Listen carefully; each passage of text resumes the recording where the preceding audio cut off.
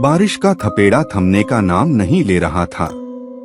अंधेरी रात में पेड़ों की टहनियां हवा में नाच रही थीं। विक्रम पहाड़ी रास्ते पर अपनी पुरानी मोटरसाइकिल दौड़ा रहा था। अचानक इंजन ने जवाब दे दिया। बिजली कड़कने से आसमान क्षण भर के लिए रोशन हुआ। उसी रोशनी में उसने एक टूटी फूटी सी दुकान देखी।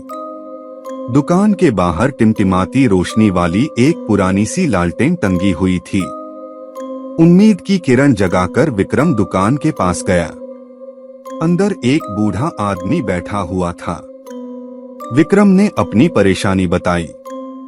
बूढ़े ने मुस्कुराते हुए कहा, चिंता मत करो बेटा, ये लालटेन तुम्हें सही रास्ते पर ले जाएगी। विक्रम को थोड़ा अजीब लगा, मगर रात होने के कारण उसने ज्यादा न सोचा।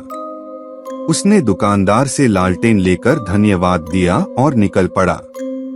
लालटेन की रोशनी अजीब सी थी, न तो बहुत तेज न ही बहुत धुंधली। उसके पीछे चलते हुए जैसे विक्रम किसी अनजान रास्ते पर जा रहा था। पेड़ पौधे भी जाने पहचाने नहीं लग रहे थे।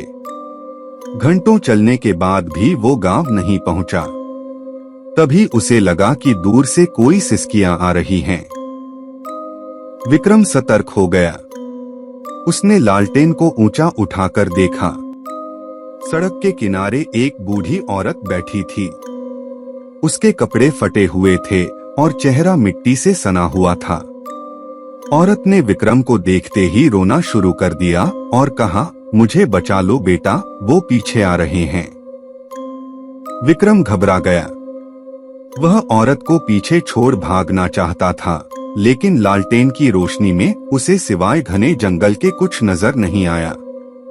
तभी उसे एहसास हुआ कि सिसकियां तो औरत की नहीं, लालटेन से आ रही हैं। उसने अपने पीछे देखा, लेकिन घने जंगल के अलावा कुछ भी नहीं था। तभी उसे एहसास हुआ कि सिसकियां उस औरत की नहीं, बल्कि लालटेन की ही आ रही थीं। डर के मारे विक्रम की चीख निकल गई। उसने लालटेन को जमीन पर पटक दिया और भागने लगा। पेड़ों से टकराते हुए, गिरते पड़ते वह किसी तरह जंगल से निकल पाया। सुबह होते ही वह अपने गांव पहुंचा। गांव वालों को देखते ही वह बेहोश हो गया। कुछ दिनों बाद होश आने पर विक्रम ने सबको अपनी कहानी बताई। गांव के बुजुर्गों ने बताया कि पहाड़ों में एक डायन रहती है, जो राह भटके लोगों को बहलाकर उस पुरानी लालटेन के जरिए अपने पास बुला लेती है।